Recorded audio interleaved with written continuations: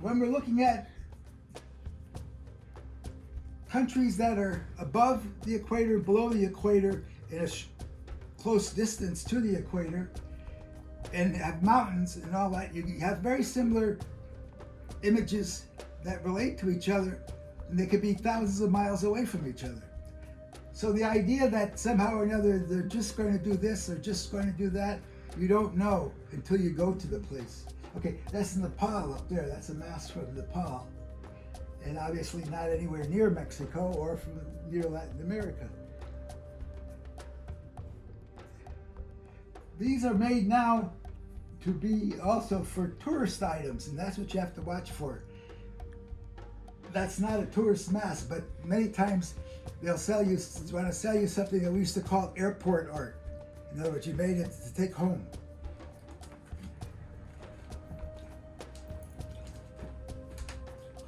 Always in the mask, as I say, we're talking about the soul, the spirit of the human beings. And one of the important things in these two masks here is that you see the goat again up there, like you saw over there, the horns, and of course it becomes the devil, but this time it takes the form of a calaveras, a skeleton. So you're mixing the calaveras, the Day of the Dead, too, gets mixed into that. This was made for the Day of the Dead. That one up there. And these are wood. The ones I'm going to show you are primarily wood and the base of it. To say what is a dance mask, you can always tell it has the slits above the eyes. On the one at the bottom here, that's part of a dance mask with, instead of a nose, it has another form of death coming through the center part of the mask. When you see this particular dance, it's a dance celebrating death. Even though it looks horrible, they're celebrating going on to the next life. The next two pieces are from Bali, and they're traditional Balinese masks. And there's nothing elaborate about the decoration. There's anything that you might associate with Indonesia, but the Balinese mask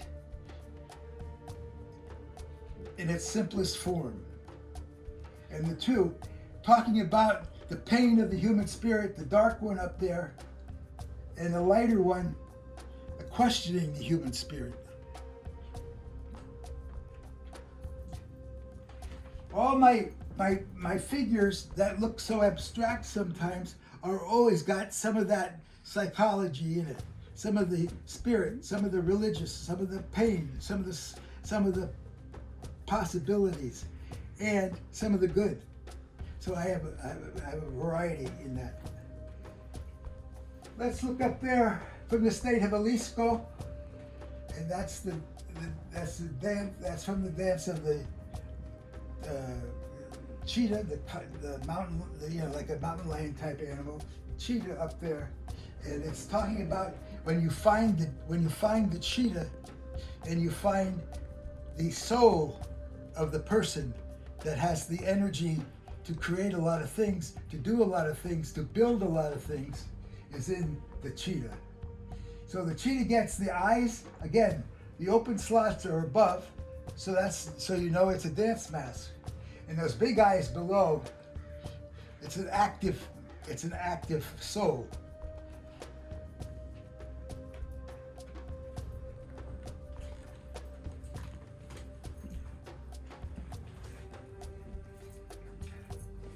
This is a particularly interesting one, which I'll take off because we have to see.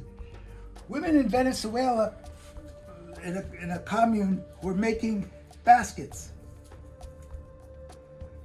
And they got tired of making baskets, and one of them said, let's make animals out of the baskets. To sell. Now this is made to sell. There's nothing, but I love the patterns. I love the quality of the weaving, and I love the idea that they took this basket and made it into the animal. these are very important parts of the economy of the region because it's totally unique. There's nobody else in Venezuela doing this, so they have something that they can sell. But on the other hand, it has a wonderful sensibility to it that's also part of that ability to come up with the idea of making the animal out of the basket.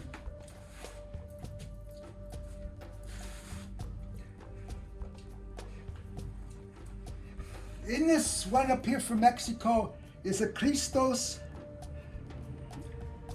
and it's down from Puebla, and it's got an extremely interesting beard.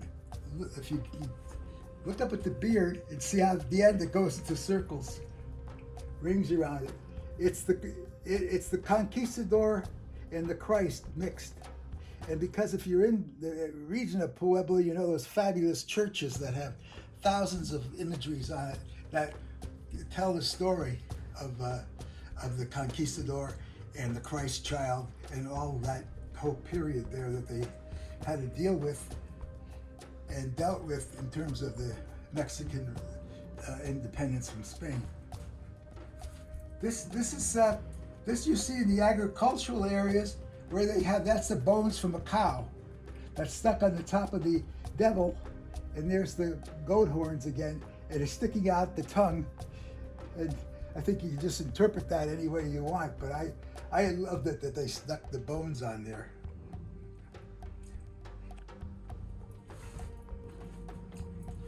This over here is from the dance of the Negro, and this is from Oaxaca. Well, in Oaxaca, like in the area around San Miguel, where I spend a lot of time, the Spanish came and told the indigenous people that they had to go work for them. Well, certain regions like Oaxaca and like San Miguel told them, hell no. They said, no, we're not doing it. So the Chichimecas, for example, around San Miguel, it took the Spanish 10 years to get them to do any labor at all. But in Oaxaca, like in San Miguel, they brought in slaves from the Caribbean to do the work. And this is the dance of the Negro, the African man. This is from the dance of that, and there's the slots up there. Again, that's being a dance mask. Now, a dance mask is more. If you're playing the collector's game in the mask, that's one of the things that collectors look for is the slots above. The devil is a very important part of all culture. This is from the region near Zacatecas, and I love it because it has those leaf ears and the horns coming out. And are the ears horns or the ears the leaf? Questions like that always find fascinating. We have a Central African mask here. I just like the abstract patterns, and that's a commercial piece. That's a piece like the bowl that became an animal. This is a more symbol of a particular god, but they're making it to sell now, not for any particular reason. This is a dance mask in the dance of the conquistador, and where the conquistador, the father and the daughter and the mother and he marries the indigenous woman, and the daughter is mixed of the common, and then she's marrying, and that's the dance, and it goes on, these different marriages of the cultures. Very important in terms of the patterns that are on top, and there's the slot for the dance. And so when you see that kind of a beard, you know it's the conquistador. Or it could be one generation past, but it's that way. Up there is a native dance mask from the state of Guerrero, and it's up there, and there's the slots.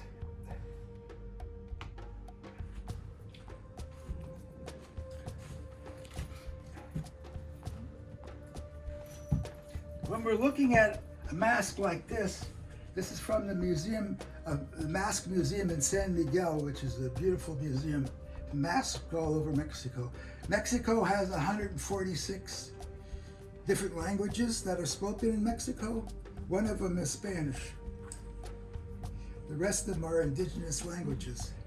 And but again, these masks talk about the Spanish and the indigenous, and again, the slots. So it's for the dance. This with the big teeth, that one with the big teeth, and the one that's on the shelf with the big teeth. It's made by the same man. They made in the state of Tabasco, on the Caribbean side of Mexico, and where the Olmecs came from. La Venta was where the oldest of the Mexican cultures. We say the oldest because that's the one that they have the oldest record of. That doesn't mean they're the oldest, but I'm saying the oldest we have a record of. So I went to visit this man when I was down there, and because I've been collecting these, finding them in different places, and it's him. He has big teeth. And you just go, oh, okay, there you are. So all the time, these are really self-portraits of him.